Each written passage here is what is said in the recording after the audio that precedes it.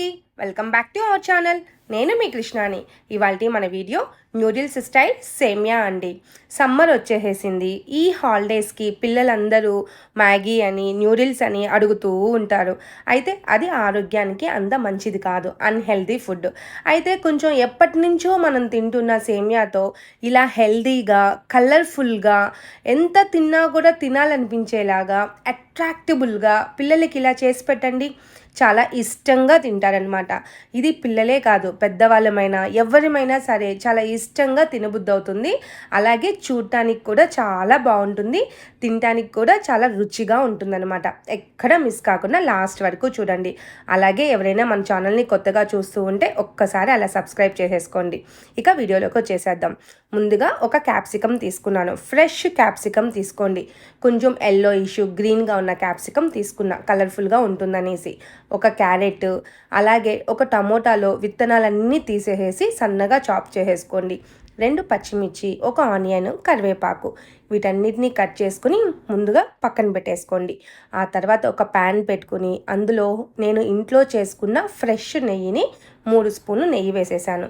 అది కొంచెం హీట్ ఎక్కిన తర్వాత మనం ఏవైతే తాలింపు గింజలు వేసుకోవాలనుకుంటున్నామో అవన్నీ వేసేసేయండి.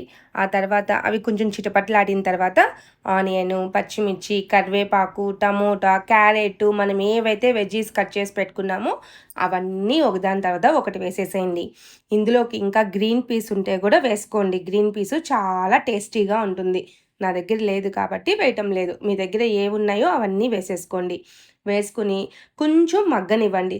కొంచెం అలా వేయించేసి మగ్గనివ్వండి. పచ్చి వాసన అంతా వెళ్ళిపోయి ఆ వెజ్జీస్లో ఉండే వాటర్ అంతా వెళ్ళిపోయేదాకా అలా కొంచెం వేయించేసేయండి.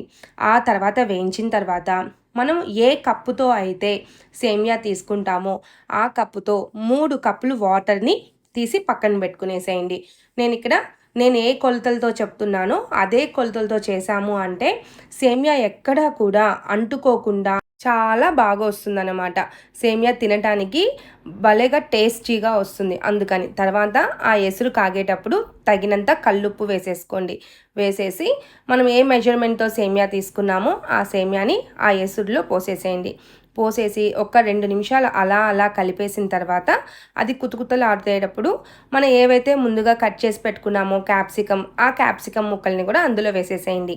ఈ స్టేజ్లో క్యాప్సికమ్ వేసాము అంటే మనకి సేమియా రెడీ అయిపోయిన తర్వాత క్రంచీనెస్ వస్తుందన్నమాట. చాలా క్రంచీగా టేస్టీగా ఉంటుందన్నమాట.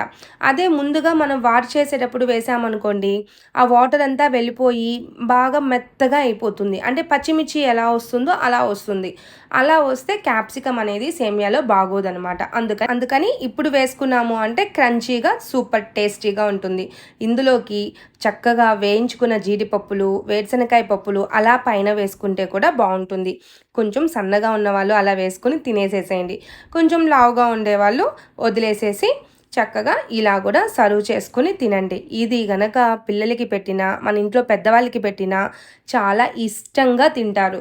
వీక్లీ వన్స్ ఇలా చేసి పెట్టమని కూడా అడుగుతారు. అయితే సేమియా ఎప్పటి నుంచో మన పెద్దవాళ్ళ దగ్గర నుంచి తింటున్నాం కాబట్టి అంత అన్హెల్దీ కూడా అనిపించదు మన బ్రెయిన్కి. ఓకేనా? వీడియో నచ్చిందా? అయితే ఇంకెందుకు ఆలస్యం, లైక్, షేర్, సబ్స్క్రైబ్.